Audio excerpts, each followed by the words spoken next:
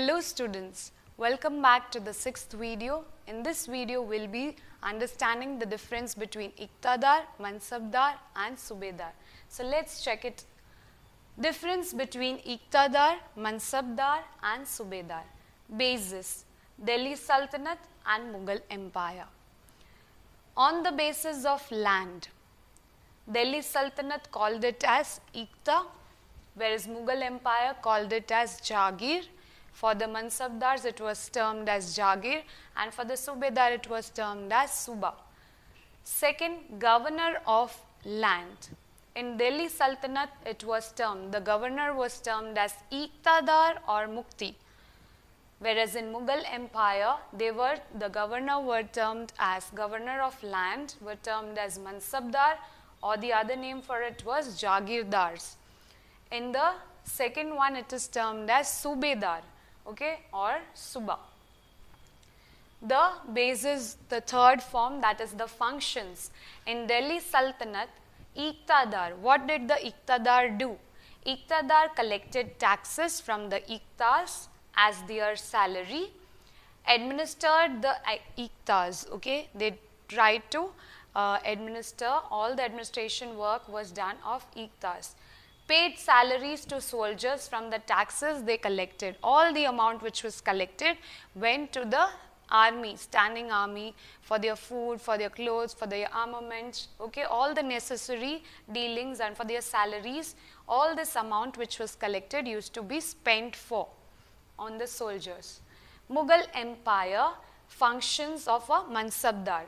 The function of a Mansabdar was to collect taxes from Jagir as their salaries, paid salaries to the soldiers, okay, same as the Iqtadar what he did, but they had little more work over there. Subedar was governor of his Suba and he maintained peace and law and order, provided military support. A Subedar used to take care of the money plus peace, law and order, and even the military support was given. Then you have the fourth basis, that is the residence, how the Delhi Sultanate provided. Okay, Delhi Sultanate, Iqtadar lived inside the Iqta where they ruled. In Mughal Empire, Mansabdar never lived in their Jagir. Mansabdar, as we understood in the previous video, that Mansabdars used to get the Jagir, but they never stayed there. They used to work in different places, whereas the Jagir, different people used to stay, and from that land they used to collect the taxes. Subedar lived in their Suba. So these are the difference of Iqtadar, Mansabdar and the Subedar. Now let's try to understand Akbarnama and Ain-e Akbari. There was a person called Abul Fazl, okay, he was Akbar's close friend and a courtier. He was given the responsibility of writing the history of his reign. Okay, he was given the duty of writing about Akbar's reign in detail. So Abul Fazl had wrote 3-volume history of Akbar's reign titled Akbarnama. Volume 1, it dealt with Akbar's ancestor. Okay, all the details about the ancestor of Akbar. In volume number 2, it is recorded the events of Akbar's reign. In volume 2, the second book, all the detail about the reign of Akbar. Volume number 3, it is the Ain-e Akbari. It deals with, okay, the third version, that is the volume number 3, talks about Ain-e Akbari, and what is all about that?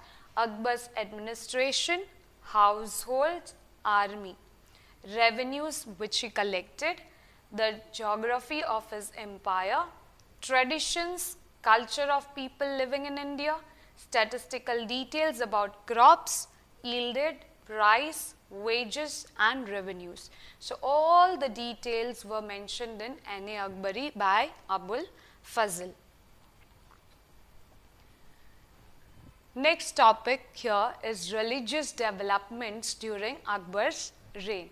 What were the different religious development which he insisted and which he brought a change in? Akbar started religious discussions when he was at Fatehpur Sikri in 1570. Okay, when Akbar was at Fatehpur Sikri in 1570, he had called up for a discussion on religious things. Okay, so ulma, who all were called for this meeting, they were the ulmas, Brahmins, Jesuit priests, Zoroastrians. So these all people were called in Fatehpur Sikri for a meeting based on religion. The discussion took place in Ibadat Khana. There is a beautiful place, okay, it's a huge hall where this discussion took place, where all the different priests, Brahmins, Ulmas or Zoroastrians, this all people, okay, gathered and discussed about various religion, and there the discussion continued in this place called Ibadat Khana. Now, in this, Akbar realized that religious scholars who emphasized rituals and dogma were often bigots. Okay, they did not believe in. Okay, so this is the term which is used by Akbar. Their teachings created division and disharmony among the subjects because of some people. Okay, there was disharmony which was created, so that he wanted to separate. Akbar developed the idea of sul-e-kul, or the other term for it is universal peace. Akbar brought in the new term, that is universal peace. This idea of tolerance was universal in nature, and it almost focused on honesty, justice, peace. Okay, it talked about honesty, justice and peace. Abul Fazl helped Akbar in framing the vision of governance around this idea. So his friend, courtier, okay, close friend of Akbar, he helped in framing all these things and bringing out very nicely all the things. So we will meet in the next video, children. You have understood with this topic. We have one more topic to go, and then we will end up with the chapter. So we'll meet in the next video. Till then, take care of yourselves. Bye-bye.